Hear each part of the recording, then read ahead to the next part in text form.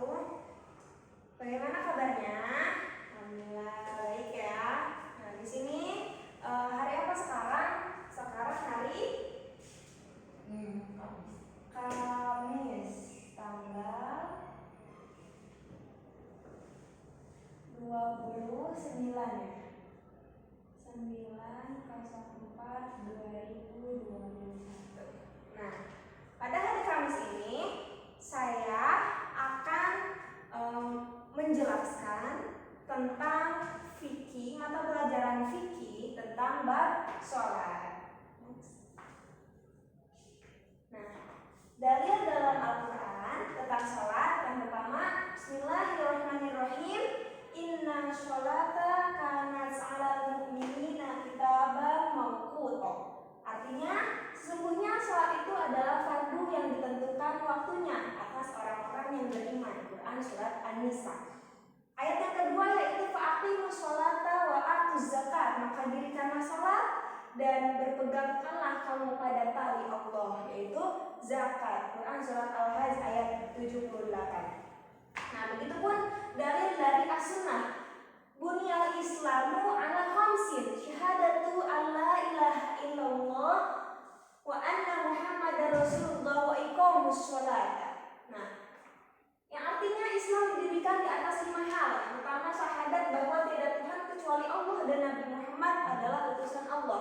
Penegakan sholat, pelaksanaan zakat dan haji ke Baitullah, dan puasa di bulan Ramadan. Namun yang digarisbawahi adalah wa iqamis sholat. Artinya tegakkanlah sholat, dirikanlah sholat.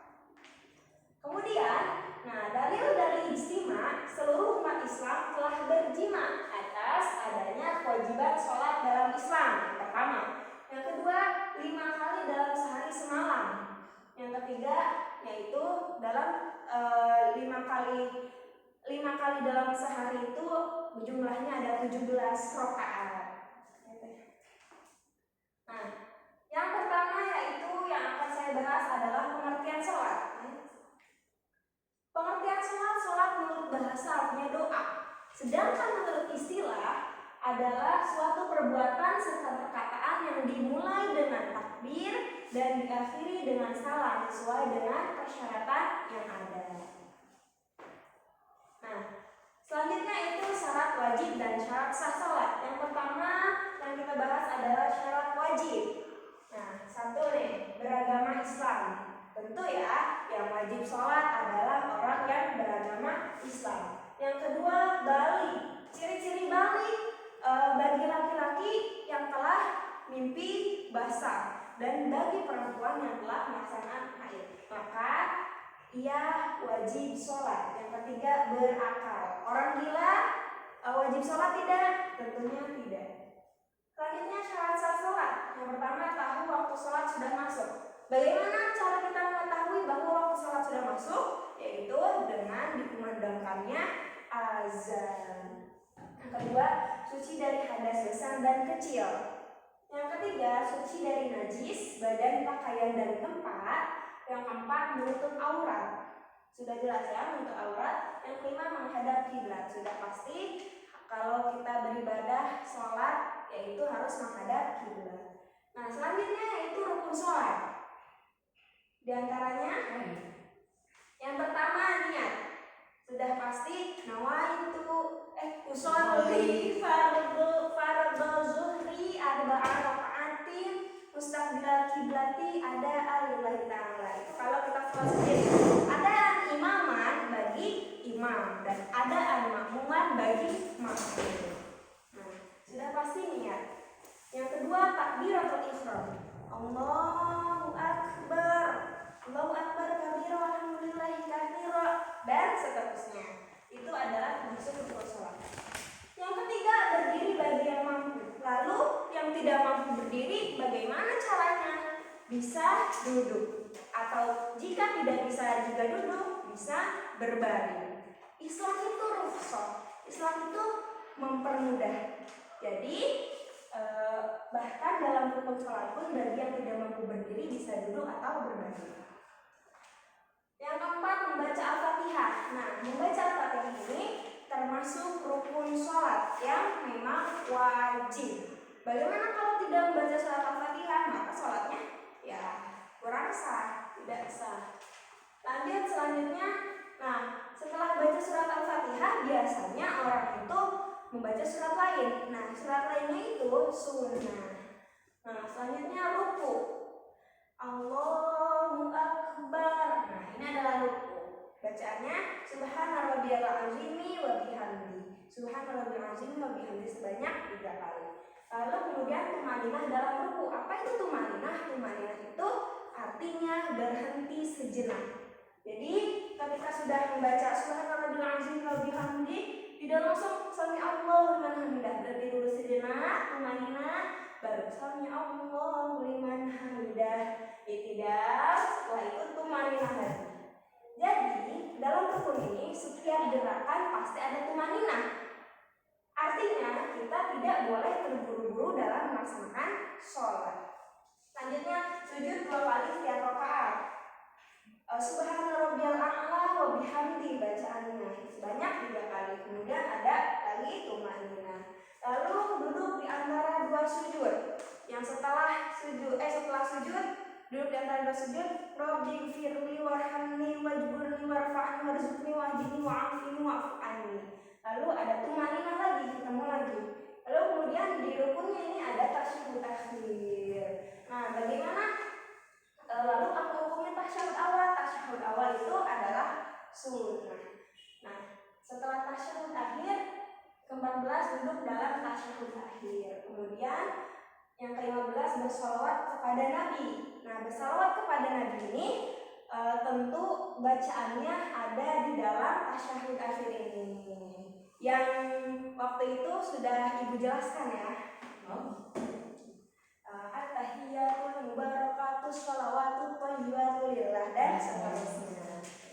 Kemudian salam. Assalamualaikum warahmatullah. Assalamualaikum warahmatullah gitu. Itu salam hukumnya rukun. Yang ke-17 tertib. Apa yang dimaksud dengan tertib? Yaitu berurutan. Nggak boleh tuh setelah takbiratul ihram langsung sujud. Setelah sujud i'tidal. Setelah i'tidal duduk di antara 2 sujud. Setelah itu rukun, nggak bisa kayak gitu. Maka di sini rukun salat yang ke-17 adalah tertib. Kemudian yang keempat, yang membatalkan sholat. Nah, yang pertama berbicara disengaja. Contohnya berbicara disengaja itu di dalam sholat. Misalnya kita lagi sholat berjamaah, tapi disengaja, lu bersih banget sih, gitu. Itu berarti batal sholatnya. Kemudian bergerak dengan banyak 3 kali gerakan atau lebih berturut-turut di luar gerakan sholat. Jadi kalau geraknya masih 1 kali belum batal. Garuk-garuk misalnya, garuk-garuknya 2 kali belum batal. Garuk-garuknya 3 kali belum batal. Garuk-garuk yang ke-4 kali baru dikatakan sholat itu batal. Nah, yang ketiga yaitu berhadas. Berhadas artinya apa? Kita belum suci atau belum melaksanakan mandi wajib. Contohnya atau setelah kita buang air kecil, kita tidak wudu lagi, berarti kita dalam keadaan hadas. Lalu misalnya setelah haid belum melaksanakan mandi wajib, maka itu dikatakan berhadas, tidak sah sholatnya. Yang keempat, meninggalkan salah satu rukun sholat dengan sengaja. Nah, rukun sholatnya yang tadi disebutkan, yang 17 tadi, ketika ditinggalkan dengan cara sengaja, maka sholatnya batal. Yang kelima yaitu terbuka auratnya. Nah, aurat perempuan yaitu telapak tangan dan wajah. Nah, ketika telapak tangan seluruh anggota badan kecuali telapak tangan dan wajah. Ya. Kalau betisnya kelihatan berarti itu namanya aurat. Terbuka auratnya maka salatnya tidak sah atau batal. Yang keenam, mengubah niat. Ketika kita sudah niat nih, saya niat sholat zuhur rakaat 1 karena Allah Ta'ala tiba-tiba perut terasa lapar, iya pengen banget makan, kayaknya enak nih makan. Nah itu sama aja mengubah niat, maka sholatnya batal. Membelakangi kiblat sudah tentu ya, dalam rukun sholat pun dalam syarat sah atau syarat wajib yang tadi disebutkan, sholat itu harus menghadap kiblat. Kalau membelakangi kiblat maka sholatnya batal. Makan dan minum, dalam keadaan sholat tidak boleh makan dan minum. Kalau makan dan minum di dalam sholat batal. Tertawa apabila ada temennya yang keserimpet mukenanya sampai kejengkang, kalau kita ngetawain berarti sholatnya batal. Nah yang 10 murtad. Apa itu murtad? Murtad itu keluar dari agama Islam, maka sholatnya batal. Oke, baik. Mungkin itu saja yang dapat saya sampaikan. Kurang lebihnya mohon maaf apabila ada kekurangan, tentunya datang dari saya. Apabila ada kelebihan, tentu datangnya dari Allah Subhanahu wa Ta'ala. Mungkin apabila ada pertanyaan-pertanyaan yang memang kurang jelas, kita akan bahas di lain waktu. Syukran ala ihtimamikum, wallahu muwaffiq ila aqwamit thoriq. Wassalamualaikum warahmatullahi wabarakatuh.